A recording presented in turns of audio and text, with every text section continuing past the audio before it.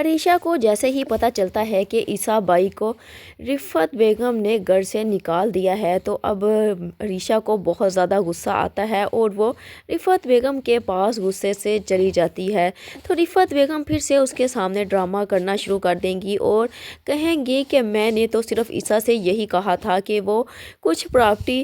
تمہارے اور تمہارے بھائی کے نام کر دے، لیکن اتنی سی بات پر عیسیٰ کو اتنا غصہ آیا کہ وہ گھر چھوڑ کر چلا گیا۔ یوں رفعت بیگم عریشہ کے سامنے تو جھوٹ بول دے گی، لیکن عریشہ کو اچھے طریقے سے اس بات کا اندازہ ہو جاتا ہے کہ اس کی ماں اس کے ساتھ بہت بڑا جھوٹ بول رہی ہے۔ وہیں پر دوسری جانب شکیل جو ہے وہ بہت بری طرح سے پھنسنے جا رہا ہے، کیونکہ شکیل اپنی ہی حرکتوں کی وجہ سے پھر سے عریشہ کے سامنے آ جاتا ہے اور عریشہ سے کہتا ہے کہ تم سرمد کو چھوڑ دو، میں تم سے شادی کرنے کے لیے تیار ہوں، میں تم سے بہت محبت کرتا ہوں۔ لیکن عریشہ کو پھر سے شکیل کی یاد آ جائے گی اور اس کی طبیعت خراب ہونا شروع ہو جائے گی، اور جیسے ہی اس کی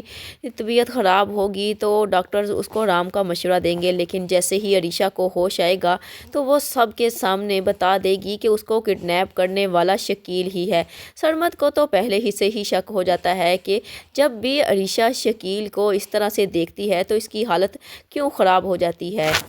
عیسیٰ جو کہ کافی زیادہ پریشان ہو چکا ہوتا ہے، اسے سمجھ میں نہیں آ رہا ہوتا کہ وہ صباحت کو کس طرح سے خوش رکھے، کیونکہ صباحت نے اس کو اتنی بڑی خوشی دی ہے، لیکن صباحت اب عیسیٰ سے کہتی ہے مجھے آپ سے کچھ بھی نہیں چاہیے، مجھے صرف اور صرف آپ کا ساتھ ہی چاہیے۔